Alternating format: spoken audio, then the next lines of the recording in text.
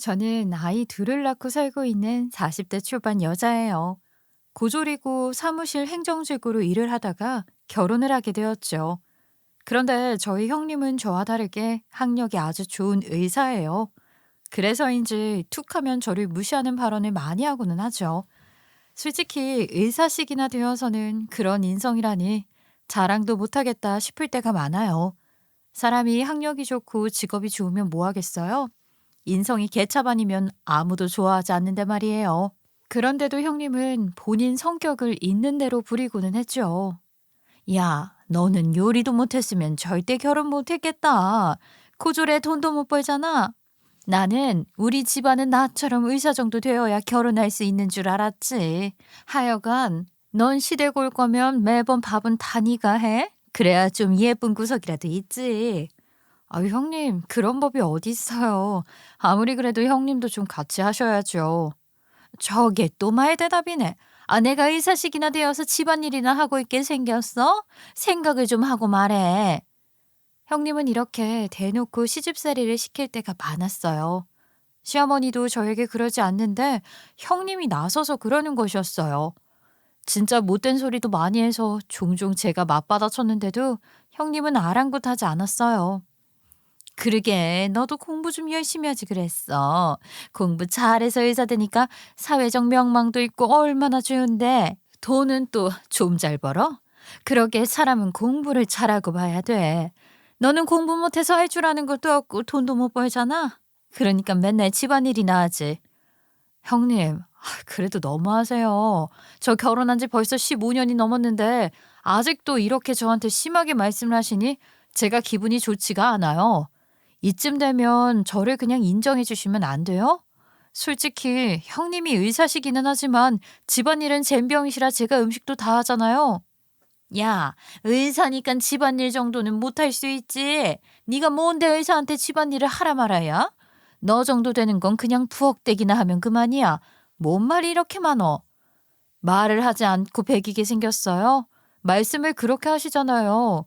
형님 진짜 말이 심하세요. 적당히 좀 하셨으면 좋겠어요. 형님은 제 말이라면 일단은 무시를 하고 봤어요. 항상 자기 자신을 있는 대로 치켜 세우면서 저를 무시하기 바빴죠. 형님을 상대하는 건 항상 스트레스가 많은 일이었어요. 이런 시댁이지만 그래도 제가 지금까지도 왕래하는 이유가 있었어요. 시어머니가 그래도 제 편을 들어주셨거든요. 형님이 이렇게 못되게 굴면 시어머니가 종종 저를 지켜주시기도 했어요. 아유, 동서는 또 구질구질하게 이러고 있네. 왜 매번 이렇게 부엌을 어지르면서 일을 해? 난 부엌이 이렇게 어질러진 거 참 싫더라. 공부 잘하려면 정리도 잘해야 되던데. 이래서 공부를 못했나? 그게 아니고 형님은 부엌 일을 아예 안 하니까 부엌이 어질어질 일도 없어서 그러시겠죠. 음식할 때는 원래 이런 거예요. 그리고 저는 중간중간 치우면서 하니까 별로 지저분한 편도 아니고요. 넌 또 어디다 대고 말대꾸야. 형님이 그렇다면 그런 거지. 아, 딱 보기에 지저분하네. 얼른 좀 치워라. 자자, 첫째야. 너 너무 그러지 말고 거실에 가서 앉아 있어라. 그래, 네가 의사한다고 바빠서 집안일 못하는 거 모르는 사람이 어딨냐. 그래도 둘째가 음식한다고 애쓰고 있으니까 너무 그러지 말어. 싸우지 말고 커피라도 마시면서 좀 기다리고 있어. 어머니는 왜 가끔 동서편만 드세요? 솔직히 제가 돈도 잘 벌고 시댁에도 더 잘하잖아요. 내가 언제 둘째 편만 들었냐? 그리고 네가 의사라서 돈 많이 버는 거 모르는 사람이 어딨어? 그런 거 아니니까 진정하고 얼른 거실로 가자. 시어머니는 이렇게 저와 형님의 싸움을 중재해 주실 때가 있었어요.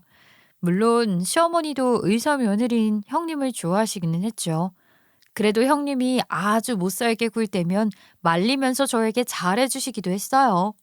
시어머니가 이렇게 공평하게 중재를 하실 때가 있어서 저는 시댁에 오면 그래도 좀 살만했어요.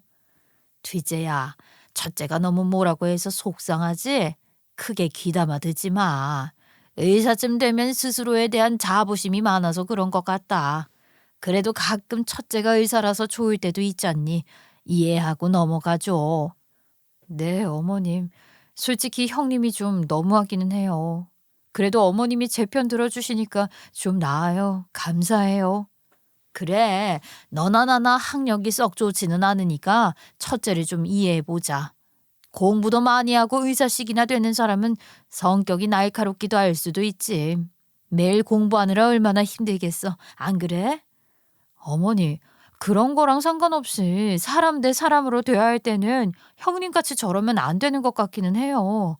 하지만 어머니가 무슨 말씀 하시려는지는 알겠어요. 일단은 싸우지 않도록 해볼게요. 이렇게 형님이 하는 시집살이는 시어머니의 중재로 좀 견딜만 했어요. 그런데 얼마 뒤 놀라운 소식을 전해 듣게 되었어요. 시어머니의 컨디션이 좋지 않아서 남편과 함께 병원에 모시고 갔는데 시어머니가 글쎄 신장 이식 수술을 받아야 한다는 것이었어요. 놀라지 말고 들으세요. 어머님은 이제 신장 기능이 거의 없는 것이나 마찬가지입니다. 이 상태이면 투석을 시작하셔야 해요. 그리고 연세가 있으시다 보니 투석이 좀 힘드실 수도 있어요. 오래 사실 생각이시면 가능한 한 신장 이식이 권장됩니다. 세상에, 그 정도입니까? 이제 앞으로 저희 어머니는 투석을 계속하셔야 하는 거예요? 예, 그렇습니다. 그 방법밖에 남지 않았어요. 바로 투석 준비부터 하셔야 할 것 같아요. 시어머니는 원래 만성 신부전증으로 신장이 안 좋아서 하나를 제거한 상태였어요. 그런데 나머지 하나도 제대로 기능을 못하게 되었다는 것이었어요. 그래서 투석을 하러 다녀야 하는데 오래 살려면 신장 이식을 받아야 한다는 것이었어요. 저는 시어머니가 죽을 만큼 힘든 상황이라고 하니 안타까운 마음이 들더라고요. 어머니, 이런 소식을 전해드리게 되어서 가슴이 정말 아파요. 그런데 의사 선생님이 이제 투석을 하셔야 한다고 그러시네요. 뭐? 투석? 아휴, 그거 진짜 힘든 거 아니야? 아이, 그거 안 할 방법이 있대? 신장 이식을 받으셔야 한다는데 이식을 받으려면 신장 이식 수술을 일단 신청해야 돼요. 신청부터 해둘까요? 아이고, 이렇게 될 줄은 생각도 못 해봤어. 내가 늙어서 성한 곳이었구나. 시어머니는 소식을 듣고 많이 힘들어 하시더라고요. 그래서 저도 마음이 많이 쓰였어요. 그래서 하루는 그런 시어머니를 보러 시댁에 갔는데 시어머니가 시댁에 온 저를 보더니 눈물을 뚝뚝 흘리시면서 이야기를 하는 것이었어요. 예, 내가 신장 이식 받지 못하면 얼마 못 산다고 하는 거지? 솔직히 나이도 먹을 만큼 먹었는데 신장 이식까지 받는 게 맞나 싶기도 해. 수술하는 것도 두렵고. 그런데 얼마 못 산다고 하니까 충격이 이만저만이 아닌가 봐. 그 말을 듣고 놀라서 심장이 벌떡벌떡 뛰더라니까. 어머니, 꼭 회복하실 수 있을 거예요. 신장 이식 신청해 두셨다면서요. 기증자가 있으면 연락이 올 건데 시간이 걸려도 분명히 연락 올 거예요. 그동안 투석 받으시는 건 제가 오며 가며 도와드릴게요. 그래, 누가 나를 이렇게 챙겨주겠니? 내가 매번 너희 형님이랑 너를 비교했지만 너희 형님은 바빠서 나를 이렇게 챙겨주지도 못하잖아. 정말 고맙구나. 별 말씀을요. 당연히 제가 챙겨야죠. 어머니는 앞으로 건강 회복할 걱정만 하세요. 병수발은 제가 할게요. 그 뒤로 저는 시어머니가 투석을 하러 병원을 오가는 것을 도와드렸어요. 투석은 일주일에 3회 정도 하는데 할 때마다 병원으로 모시고 가고 모시고 오고는 했죠. 그러는 동안 형님은 어쩐 일로 조용하더라고요. 저를 잡아먹지 못해 안달이 났던 사람인데 말이에요. 그래도 시어머니가 아프니까 눈치껏 조용히 있는 건가 싶었어요. 그 성격에 그래도 눈치는 있나 봐요. 동서, 오늘 어머님 모시고 병원 가는 거야? 고생이 많네. 덕분에 내가 수고를 덜었어. 애 좀 써줘. 예, 형님. 그럴게요. 걱정 마세요. 혹시 오가면서 필요한 거 있으면 말하고 가능한 건 내가 챙겨줄게. 네, 감사해요, 형님. 지금은 딱히 없는데 혹시라도 생기면 말씀드릴게요. 이렇게 형님은 묘하게 저한테 호의적으로 변한 것이었어요. 그런 형님이 어색했지만 어쨌든 신경 쓸 것이 하나 줄어서 잘된 일이라는 생각이 들었어요. 그런데 힘든 부분이 있었어요. 추석이 끝날 때마다 시어머니는 너무너무 힘들다면서 오열을 하는 것이었어요. 투석에 적응되는데 길면 1년까지도 걸린다는 말을 듣긴 했어도 이렇게 힘들어하실 줄은 몰랐어요. 아이고, 나 죽겠네. 이러다가 더 일찍 죽는 거 아닌가 몰라. 신장 하나만 멀쩡했어도 이렇게 고생은 안 하는데 정말이지 너무너무 힘들다 힘들어. 어머님, 걸으실 수 있겠어요? 제가 부축해 드릴게요. 일단 차에 타서 집에 가는 동안 눈 좀 감고 좀 쉬세요. 잠깐만, 여기 좀 앉았다가 가자. 아주 머리가 핑 돌아. 어지러워서 걸을 수가 없네. 이렇게 힘든 걸 어떻게 앞으로 계속 가니? 아, 나 정말 죽겠다 죽겠어. 시어머니가 이렇게 힘들어하니 보는 저도 힘들긴 했어요. 그렇게 시어머니는 몇 개월을 투석을 하러 다니시더니 도무지 안 되겠다고 생각을 하셨나 봐요. 하루는 식구들이 모두 모였을 때 시어머니가 이런 말씀을 하셨어요. 내가 투석을 하면서 살아보려고 했는데 너무 힘들어서 도무지 이렇게는 못 살 것 같아. 이렇게 살다가 더 빨리 죽겠다. 내가 염치불구하고 너희한테 부탁을 좀 할게. 신장 이식 적합성 검사 좀 받아줄 수 있니? 엄마, 그렇게 힘이 드시면 빨리 말씀하시지 그러셨어요. 일단 친자식인 저희 형제가 먼저 적합성 검사를 해볼게요. 그게 맞는 것 같아요. 맞아요, 엄마. 당연히 저희가 검사 받아봐야죠. 걱정 마세요. 바로 병원에 가서 검사해 볼게요. 신장 이식을 해달라는 시어머니의 말에 일단 아들 둘이 먼저 적합성 검사를 하기로 했어요. 하지만 저희 남편은 고혈압에 당뇨까지 있어서 당연히 이식이 불가능하다는 결과를 받았죠. 죄송합니다. 남편분은 고혈압에 당뇨까지 있어서 신장 이식이 어렵겠습니다. 그래요? 여보, 너무 낙심하지 마. 아직 아주버님 결과는 안 나왔잖아. 조금 기다려보자. 그러게, 형이라도 가능하면 좋겠는데. 어머니가 저렇게 힘들어하시니까 보는 게 정말 힘들거든. 맞아, 나도 그래. 일단은 아주버님 결과를 기다려보는 걸로 해. 그리고 아주버님의 결과는 의사 형님이 말해줬는데 이식이 어렵다는 것이었어요. 우리 남편도 고혈압 초기거든. 신장 이식은 고혈압이나 당뇨가 있으면 어려운 거 알지? 나도 요새 당뇨 초기 진단을 받았거든. 나도 신장 이식은 어려울 것 같아. 이렇게 되고 나니 결국은 저밖에 안 남았다는 것이었어요. 저 하나만 남았으니 신장 이식을 하는 건 제가 고민할 문제가 되어버렸죠. 시어머니에게 신장 이식까지 해주는 것이 맞나 싶었는데 남편도 그렇고 저에게 부탁을 하니 저도 며느리 된 도리로서 하는 것이 맞겠다는 생각이 들었어요. 그래서 저도 적합성 검사를 했는데 저는 이식이 가능하다고 나온 것이었어요. 그러자 시어머니가 제 손을 잡고 간곡하게 부탁을 했어요. 둘째야, 이런 부탁이 참 염치 없다는 거 알아. 하지만 혹시 괜찮다면 신장 이식을 해줄 수 있니? 막상 죽는다고 생각하니 내가 준비가 안 된 것 같더라. 네가 도움을 준다면 내가 평생의 은인이라고 생각하고 평생 잘할게. 나 좀 도와줄 수 있겠어? 어머니, 저도 도와드리고는 싶은데 솔직히 막상 수술대에 올라간다고 생각하니까 겁이 나기도 하거든요. 저도 며칠만 고민해 봐도 될까요? 바로 대답드리지 못해 죄송해요. 아니야, 아니야. 당연히 고민해 봐야지. 멀쩡한 신장을 떼어내서 나이 많은 시애미한테 주는 게 어디 쉬운 일이겠니? 충분히 고민해보고 말해줘라. 정말 고맙다. 네, 어머니.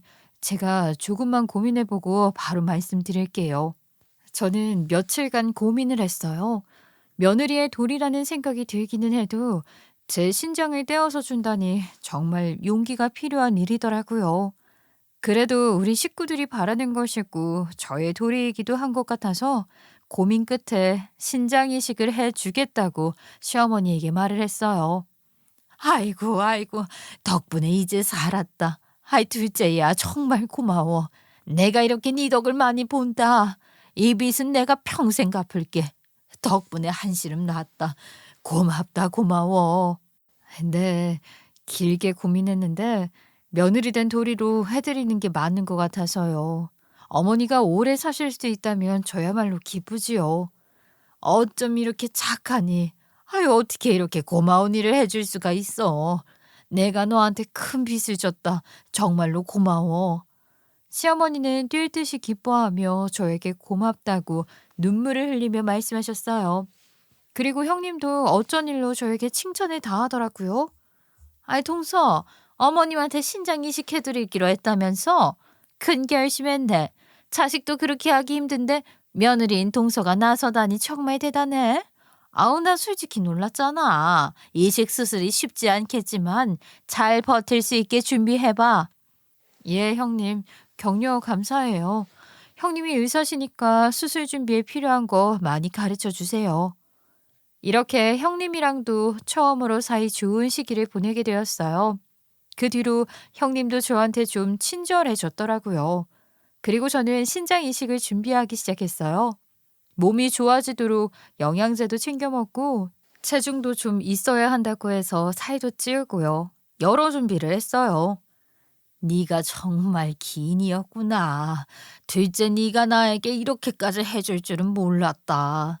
오늘은 내가 점심 차려줄 테니까 그냥 손가락 하나 까딱하지 말고 앉아 있어. 아유, 어머니, 아무리 그래도 어떻게 그래요? 제가 할게요. 아니야. 친정집에 왔다고 생각하고 가만히 있으라니까. 내가 다 해줄게. 내가 너한테 이 정도는 해야지. 신장 이식을 준비하는 기간 동안 시어머니는 이렇게 툭 하면 저를 칭찬하면서 뭐든 해주고 싶어 하셨어요. 그런 시어머니의 마음이 저도 고맙게 느껴질 때가 많았어요. 간만에 시댁에서 마음 편히 훈훈한 시간들을 보낼 수 있었죠. 그리고 신장 이식 수술이 얼마 안 남은 시점에 시어머니의 생신날이 다가왔어요. 식구들 모두 시댁에 모여 1박을 하면서 축하하기로 했죠. 시어머니와 저 둘 다 큰 수술을 앞두고 있으니 식구들이 모여서 응원도 하는 겸 말이에요. 그래서 일찍 가서 시어머니와 함께 음식 준비를 해뒀는데 시댁 식구들이 도착하기 전에 자꾸 잠이 오더라고요. 그래서 시어머니와 저는 잠시 안방에 누워 낮잠을 청하기로 했어요. 아휴, 너무 졸리네. 우리는 몸을 잘 챙겨야 하는 시기이니까 버티지 말고 조금 졸자. 그게 낫겠다. 아, 예. 다들 오려면 몇 시간 남았으니까 눈 좀 붙여요, 어머니. 그렇게 시어머니와 나란히 누워서 한 30분 정도 자고 있었는데 영양제 때문인지 속이 갑자기 미식거리더라고요. 저는 눈을 뜨고 화장실로 향했어요. 그런데 바로 오바이트가 나오지 않고 속이 계속 울렁거리더라고요. 어떻게 할까 고민하다가 저는 묘안을 냈죠. 좀 웃기기는 해도 욕조에 누워있기로 한 것이었어요. 누워서 울렁거리는 속을 진정시키고 있다가 오바이트가 나오면 바로 하려고 말이에요. 혹시 누가 도착해서 욕조에 누워있는 저를 보게 되면 놀랄까봐 저는 샤워 커튼도 일부러 쳐놓고 욕조에 누워있었죠. 그런데 조금 후에 시어머니가 통화를 하려고 화장실에 들어온 것이었어요. 시어머니는 제가 여기에 누워있는 줄은 생각을 못 하신 것 같았어요. 자다가 깨서 부엌이나 거실에라도 나가 있는 줄 알았던 것 같아요. 아니면 볼일이라도 보러 밖으로 나갔거나요. 그리고 시어머니는 몰래 속삭이듯이 이런 내용의 통화를 했어요. 어머니, 이제 거의 다 됐네요. 수술 끝나고 퇴원하신 다음에 저랑 도장 찍으러 법무사 사무실 가면 되겠어요. 그래, 참 잘 됐다. 계획대로 나는 신장도 새로 얻고 아파트도 세금 최대한 줄여서 너희한테 상속하고 일이 착착 진행이 되네. 아이, 그런데 동서가 눈치챌 일은 없겠죠? 의심 못 가게 제가 요즘 잘해주긴 했거든요. 괜찮아. 쟤는 생각도 못 할 거야. 쟤도 참 딱하지. 지가 이용당하는 줄도 모르고 나한테 완전히 속아서는 내일이면 이제 쟤한테 아부하는 생활도 끝이다. 그러게요. 아무것도 모르더라고요. 정말로. 본인 신장 떼어내려고 남편이랑 저도 고혈압이랑 당뇨 있다고 거짓말한 것도 모르고. 그러니까 말이야. 진짜 멍청한 애는 이용해 먹기 쉽다니까. 저는 그 얘기를 듣고 너무나 큰 충격에 빠졌어요. 시어머니와 형님은 저에게 친절하게 변한 것이 아니었어요. 이 모든 것은 제 신장을 받아내기 위한 시나리오였던 것이었죠. 통화가 끝나고 시어머니가 밖으로 나가기에 저도 조심해서 화장실 밖으로 나왔어요. 제가 통화 내용을 듣게 된 것을 모르도록 말이에요. 너무 화가 나고 분하고 이게 사실이었다는 것에 정말 슬프기도 했어요. 믿을 수가 없었죠. 하지만 사실 저도 준비한 것이 있었어요. 시어머니와 형님의 말을 듣고 충격을 받은 것은 사실 확인이 되었기 때문이지 정말로 아무것도 몰라서 그런 것이 아니었어요. 저는 사실을 모두 알고 있었거든요. 그래도 시어머니와 형님이 바뀌었다고 믿고 싶었는데 전혀 아니고 저를 이용해 먹은 것이어서 충격이었어요. 그렇지만 사실 확인이 된 이상 저는 제가 준비한 대로 시어머니와 형님에게 복수하기로 했어요. 그날은 시어머니의 생신 축하를 자연스럽게 하면서 넘어갔어요. 시어머니와 형님이 그랬던 것처럼 저 또한 자연스러운 연기를 펼쳤죠. 그래야 제가 준비한 것을 들키지 않고 적절한 때에 사용해 먹을 수 있을 테니까요. 어머니, 생신 축하드려요. 여기 제가 준비한 생신 선물이에요. 어머니가 좋아하시는 브랜드의 신발이에요. 어머니 이 브랜드 신발만 신으시잖아요. 어머 세상에. 아유 역시 우리 둘째야. 어쩜 이렇게 세심하니? 역시 너밖에 없다. 잘 신을게. 마음에 아주 딱 든다. 고마워.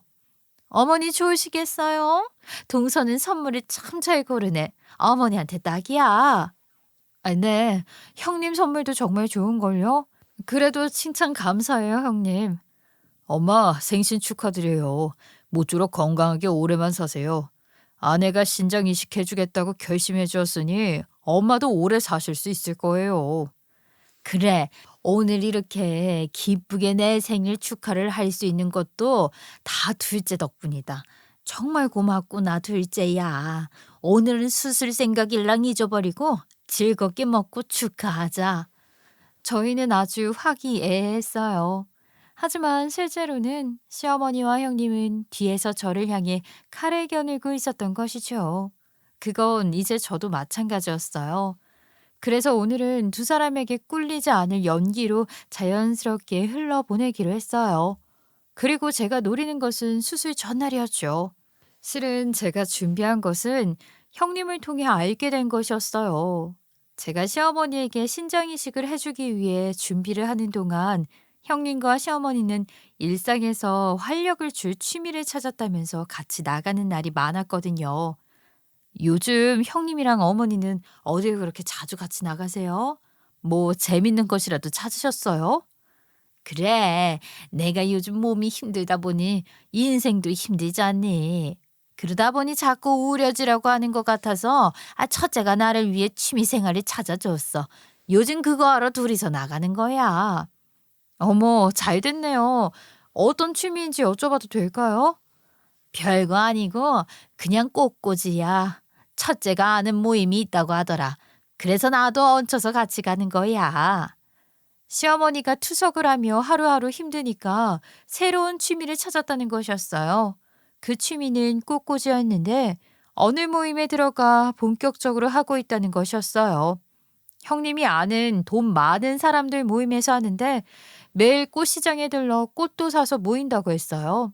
꽃꽂이 모임하러 나갔다가 들어올 때는 꽃꽂이 한 것을 들고 오고는 해서 시어머니가 좋은 취미를 찾고 즐거워하는 것 같아 다행이라고 생각했거든요. 형님, 정말 생각이 깊으세요. 시어머니가 힘들어하시니까 취미까지 함께 하시고. 아유, 신장 이식해주기로 한 동서만 하겠어. 내가 이런 거라도 해야지. 어머니가 즐거워하시니까 다행일 뿐이야. 그런데 어느 날 시어머니가 꽃꽂이 모임에 가기 전에 인감도장을 찾는다며 한참 집안을 뒤적거렸던 적이 있어요. 저는 궁금해서 물어보았죠. 어머니, 그 꽃꽂이 모임 가시는 거 아니에요? 인감도장은 어디에 쓰시려고요? 그랬더니 시어머니는 갑자기 제 질문에 약간 당황하면서 말씀을 하시더라고요. 아, 아니야. 내가 좀 쓸 데가 있어서 그래. 내가 이걸 어디다 뒀더라. 영 보이지를 않네.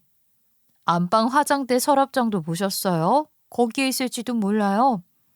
어디 보자. 그래. 여기에 있네. 덕분에 찾았다. 나 그럼 이제 다녀올게. 잘못하면 꽃꽂이 모임에 늦겠어. 네, 어머니. 조심해서 다녀오세요. 오늘도 즐거운 모임 하시고요. 결국 시어머니는 인감 도장을 챙겨서 모임에 간다며 나갔어요. 저는 그냥 도장을 쓰실 때가 있나 보다 생각을 했죠. 그런데 그날 같이 모임에 갔다가 돌아온 형님이 꽃꽂이 바구니랑 가방이랑 코트를 식탁에 두고 손을 씻으러 화장실로 가더라고요. 아유, 오늘은 엄청 섬세한 꽃꽂이를 했잖아. 손이 자꾸 바들바들 떨리더라. 아, 힘들었어. 나 손 좀 씻고 올게.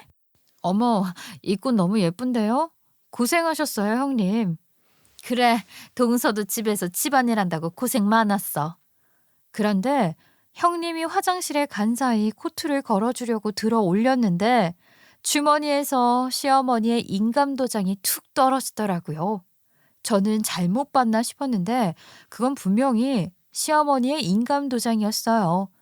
형님이 화장실에서 나오자 저는 불이 나게 그 도장을 다시 코트 주머니에 집어넣고 코트를 걸어두는 척 했어요. 그것을 보고 나니 무엇인가 본능적으로 이상하다는 생각이 들었어요. 그래서 형님이 돌아간 뒤 저 혼자 시댁에 남아 시어머니가 꽃꽂이 모임에 항상 들고 다니는 큰 가방을 한번 들여다보았어요. 어쩐지 꼭 확인해 봐야 할 것 같은 생각이 들더라고요. 그리고 시어머니의 가방 안에는 서류 봉투가 있었는데 그 서류 봉투 안에는 제가 생각하지도 못한 것들이 들어 있었어요. 봉투를 열어보니 시댁의 아파트를 형님에게 상속한다는 내용의 서류가 있는 것이었어요. 그것도 시어머니의 인감이 찍혀서 말이에요. 그 뒷장에는 법무사에서 적어준 듯한 메모가 있었는데 내년에 법이 바뀌기 전에 상속을 해야 상속세를 아낄 수 있다는 내용이었어요. 저는 그제서야 무슨 일이 일어나고 있는지 모두 알게 되었고 온몸에 소름이 쫙 끼치고 식은땀이 흘렀어요. 시어머니와 형님은 처음부터 제 신장을 노리고 연극 무대를 꾸몄던 것이죠. 저에게 잘해주는 척하면서 꽃꽂이 모임을 간다고 하면서 둘이서 아파트 상속을 하려고 다녔던 것이었어요. 두 사람은 바뀐 것이 아니었어요. 오히려 더 악독해진 것이었죠. 어떻게 다른 사람의 신장을 노리면서 뒤에서도 몰래 본인들 이득만 챙길 수 있어요? 제 앞에서 보였던 친절함이 모두 연기였다고 생각하니까 정말로 가증스러웠어요. 저도 가만히 있을 수는 없잖아요. 저는 그 서류에 적힌 법무사 이름을 기억하고 서류를 다시 넣어두었어요. 그리고 바로 법무사로 가서 저도 시어머니와 형님처럼 연기를 했어요. 안녕하세요. 저 윤정숙 씨 며느리 되는 사람인데요. 아까 시어머니랑 형님이 방문하셨었죠? 어머님이 저한테 뭐 좀 물어보고 오라고 하셔서요. 아, 예, 맞아요. 아까 방문하셨어요. 뭐 궁금한 것이 남아있다고 하시나요? 아, 네. 저희 시어머니가 신장이식 수술을 앞두셔서 몸이 좋지 않으시거든요. 그래서 세금 관련해서 궁금한 게 있는데 저한테 물어보고 와줄 수 있냐고 하셔서요. 저는 시어머니가 저에게 시킨 것처럼 연기를 하면서 법무사에 시어머니와 형님이 와서 무엇을 했는지 확인했어요. 제가 아파트 상속 계약서 작성하러 오지 않았냐고 묻자 법무사에서는 바로 맞다고 대답을 하더라고요. 저는 아파트 상속 세금과 관련한 것을 물어보는 척 하면서 그 모든 내용을 녹음했어요. 법무사에서 이야기해주는 내용은 시어머니가 형님에게 아파트를 상속해 주려고 한다는 것을 확인하기 충분했죠. 이렇게 증거마저 손에 넣었지만 시어머니와 형님이 정말로 연기까지 한 건 아니었으면 했어요. 만약에 그랬다면 정말 너무 끔찍한 사람들이기 때문이었어요. 아파트 상속은 저에게 이야기를 안 했을 뿐이고 꽃꽂이 모임도 정말 갔을지도 모를 일이잖아요. 저는 그렇게 믿고 싶었어요. 하지만 아니었어요. 그날 화장실 안에서 저는 모두 듣고 말았어요. 심지어 두 사람은 연기를 하며 저를 비웃기까지 하고 있었어요. 저는 더 이상 참을 필요가 없었습니다. 몇 주 뒤 저는 시어머니와 함께 병원에 입원을 했어요. 며칠 동안 정밀 검사를 마치고 컨디션 조절을 했어요. 그리고 신장 이식 수술 당일날이 되었죠. 아이고, 드디어 이날이 왔네. 둘째야, 거듭 말하지만 정말 고맙다. 네 덕분에 내가 새 인생을 가지게 되었어. 고맙다고 몇 번을 말해도 부족하구나. 별 말씀을요, 어머니. 저도 어머니를 도울 수 있어서 기뻐요. 수술 끝나고 회복도 잘 하셨으면 좋겠어요. 저는 그날 아침까지도 시어머니에게 제가 아는 것을 말하지 않고 기다렸어요. 아직은 때가 아니었죠. 그리고 몇 시간 뒤 저는 신장 이식 수술에 들어가기 전에 시어머니와 나란히 누워 링게를 맞게 되었어요. 저는 시어머니가 제 곁에 누운 그 순간을 기다려왔어요. 어디에도 가지 못하고 거짓말도 못할 순간이니까요. 저는 바로 시어머니에게 말했어요. 어머니, 솔직하게 말씀하세요. 어머니 그동안 형님이랑 꽃꽂이 모임 다니신 거 아니잖아요. 저도 다 알고 있어요. 어머니가 시댁 아파트를 형님 내에 상속해 주기로 하고 계약서까지 작성한 거요. 제 말이 맞죠? 그러자 생각지도 못하게 사실을 들킨 시어머니는 소스라치게 놀라더라고요. 그러더니 뻔뻔하게 모른 척하면서 말하는 것이었어요. 아니야, 그게 무슨 소리야. 내가 언제 우리 아파트를 첫째 내 상속해줬다고 그러니. 자다가 봉창도 두리는 소리 안 해. 말도 안 되는 소리 말어라. 내가 해줬으면 너한테 해줬지 걔네한테 해줬겠니? 뭐 증거라도 있어? 저는 시어머니의 뻔뻔한 말을 들으며 이야기했어요. 네, 그럼요. 제가 증거도 없이 이야기할 줄 아셨나 보죠? 멍청하고 한심한 애라서요. 한참 잘못하셨네요. 그리고 저는 법무사에서 녹음한 것을 틀어주었어요. 거기에는 명백한 증거가 있었죠.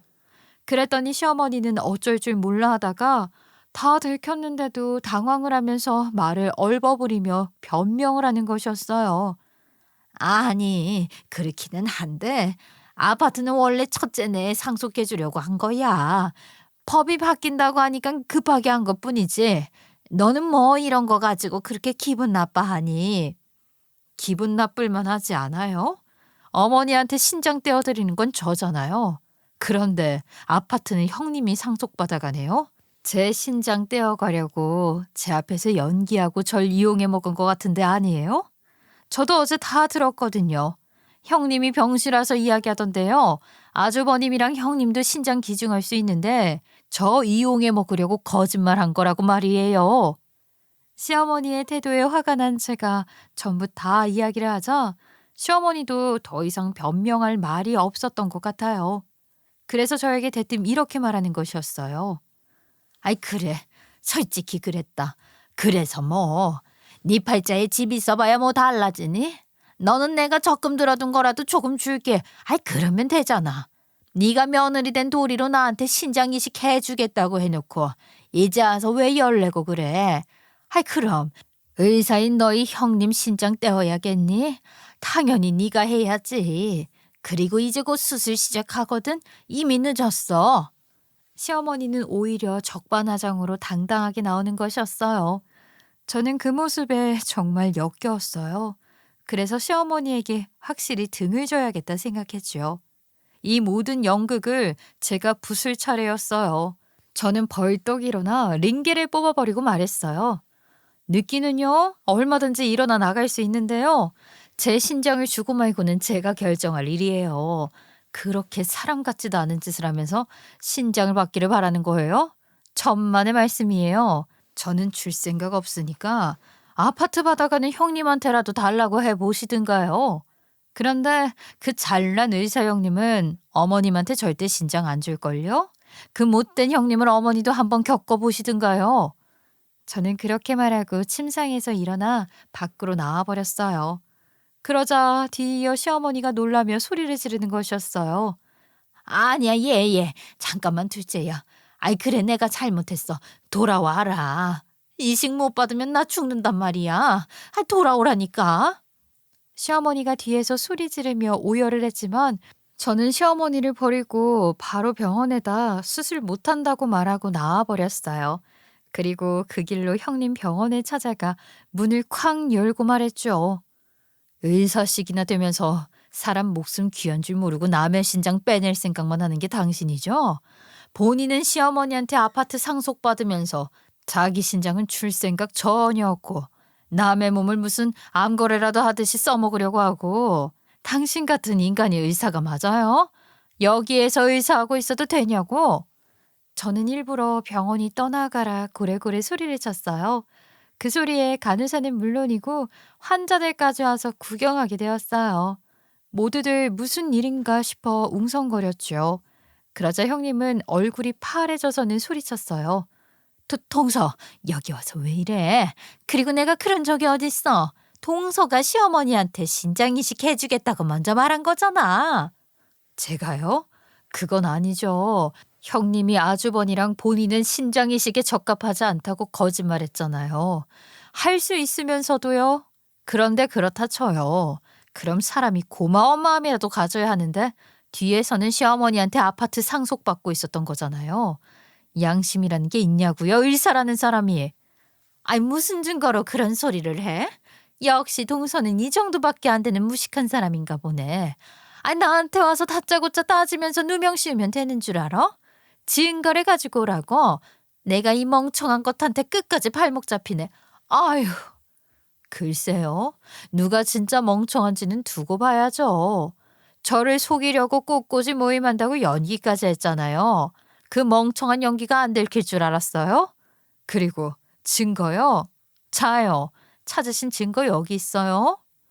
그렇게 외치며 저는 법무사에서 녹음한 내용은 물론이고 시어머니와 마지막에 링게를 맞으며 나눈 대화를 녹음한 것도 틀어주었어요. 그 자리에 모인 모두가 들었고 모두들 즐겁을 하며 형님을 쳐다보았죠. 아니, 아니야. 이거 다 조작이야. 내가 저 대학도 못 나온 동서 때문에 얼마나 고생을 했었는데 이렇게 증거를 조작해서 사람을 몰아가기까지 해? 여러분, 저거 다 거짓말이에요. 믿으실 필요 없다고요. 조작이 아니라는 건 들어보기만 해도 알 수 있지 않아요? 그만 쓰세요, 형님. 다 들켰어요. 당신은 앞이랑 뒤가 다른 사람이야. 게다가 학력이니 직업이니 하는 이유로 남을 멸시하고 심지어 의사 일을 하면서 남의 몸은 귀하게 생각하지도 않는 사람이라고. 당신 같은 사람이 의사를 할 자격이나 있어요? 형님은 아니라면서 소리쳤지만 증거가 뻔히 있는 이상 아무도 그 말을 믿지 않았어요. 결국 형님은 못 참고 안색이 파래진 채 그 자리를 뛰쳐나가더라고요. 정말 쌤통이었어요. 남의 신장을 빼먹으려고 거짓말을 하고 뒤에서는 본인 이득을 챙기려고 하는 사람은 이런 결말이 어울렸지요. 그 후 저는 시댁과 연을 끊기로 했어요.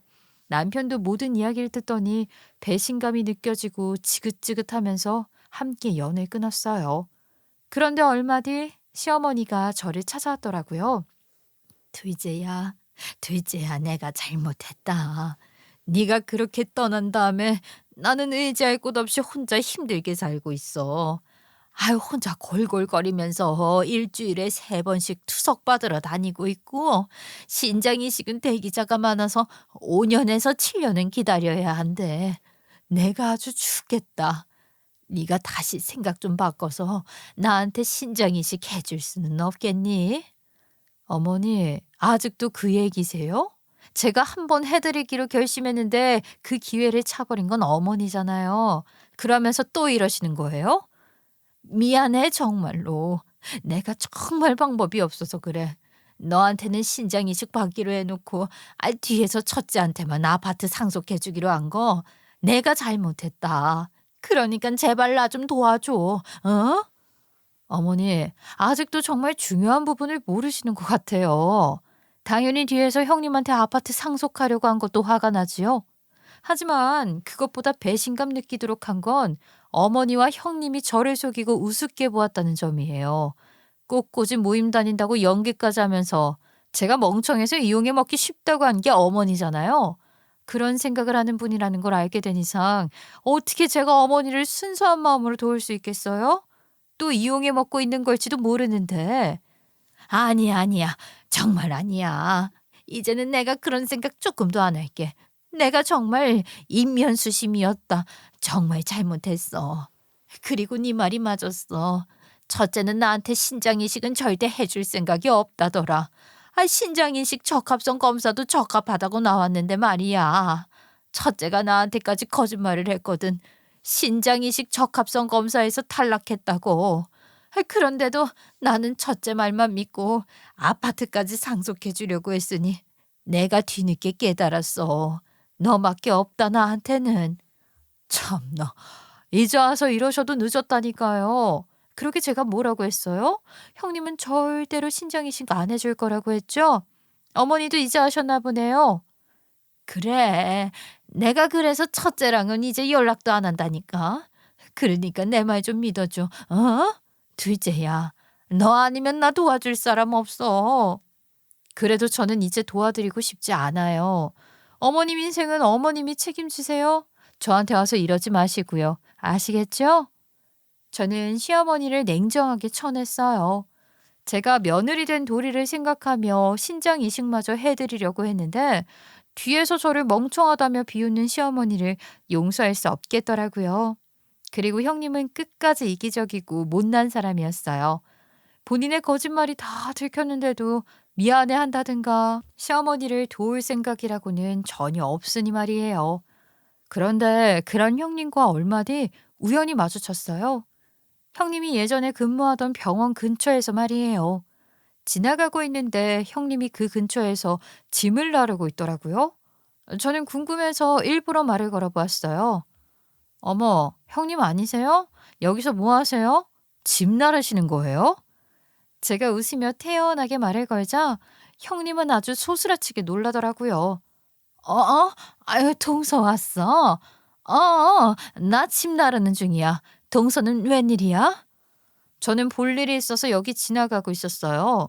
그런데 형님은 병원에서 일 안 하시고 뭐 하세요? 잘 보니까 의사 가운도 안 입으셨네. 어, 나 이제 여기에서 일 안 해. 그래서 짐 빼고 있는 거야. 동서는 볼 일 있으면 얼른 지나가 봐. 형님은 어떻게든 저와의 대화를 피하려고 하더라고요. 그 꼴이 우스워서 웃음이 났어요. 나중에 남편을 통해서 들은 이야기는 이러했어요. 들어보니까 형수님이 당신 신장을 가로채려고 하다가 실패한 사실이 알려져서 그 병원 이미지가 많이 안 좋아졌나 봐. 그래서 병원에서 형수님한테 권고사직을 했는데 형수님이 안 나간다면서 한참을 버텼대. 그러다가 결국 병원 내에서 따돌림을 당했고 못 버티고 나오게 되었다고 하더라고. 참, 그러게 본인 성격대로 됐네. 주변에 징작이 잘했으면 그런 일이 일어나도 좀 덮어줬을 텐데 얼마나 못되게 굴었으면 따돌림까지 당했겠어? 안 봐도 눈에 훤하네. 어쨌든 형수님이 그 병원에서 더 이상 일하지 못하게 되어서 퇴직을 했는데 다른 병원에도 소문이 나서 아직 일자리도 못 구하고 있다고 하더라고. 아유, 그 정도면 완전히 매장을 당한 거나 다름이 없지. 그럴 만도 하지. 난 솔직히 좀 많이 고소해. 나한테 그런 짓 하더니 아주 꼴 좋다. 그러게 말이야. 당신한테 한 짓을 듣고 나니까 정말 배신감이 느껴지더라고.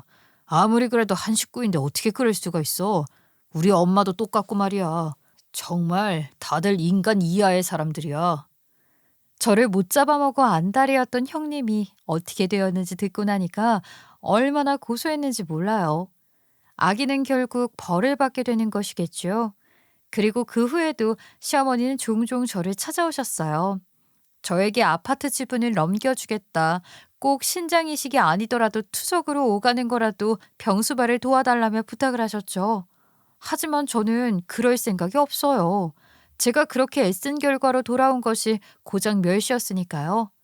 그래도 식구라고 어떻게든 잘 지내보려고 노력하고 끌어안고 가려고 노력했던 세월이 진정으로 멍청했던 것 같아요. 이런 사람들은 진작에 제 인생에서 내보냈어야 했어요. 시댁과 교류를 끊고 나니 일상이 얼마나 즐거워졌는지 모르겠어요. 이제는 저를 아껴주는 남편과 가족들과 함께 좋은 추억만 쌓아가려고요. 여러분도 여러분을 너무 괴롭히는 식구가 있다면 과감히 연을 끊고 사셨으면 좋겠어요. 제 어리숙하고 바보 같았던 이야기는 여기까지입니다. 제 얼굴에 침 뱉는 짓인 걸 알면서도 이렇게 용기 내 글을 쓰게 되었는데요. 다들 저한테 정신 차리라고 따끔하게 혼내주시고 이제라도 정신 차려서 잘했다고 칭찬도 부탁드립니다. 저의 이야기 들어주셔서 감사하고요. 모두들 새해 복 많이 받으세요.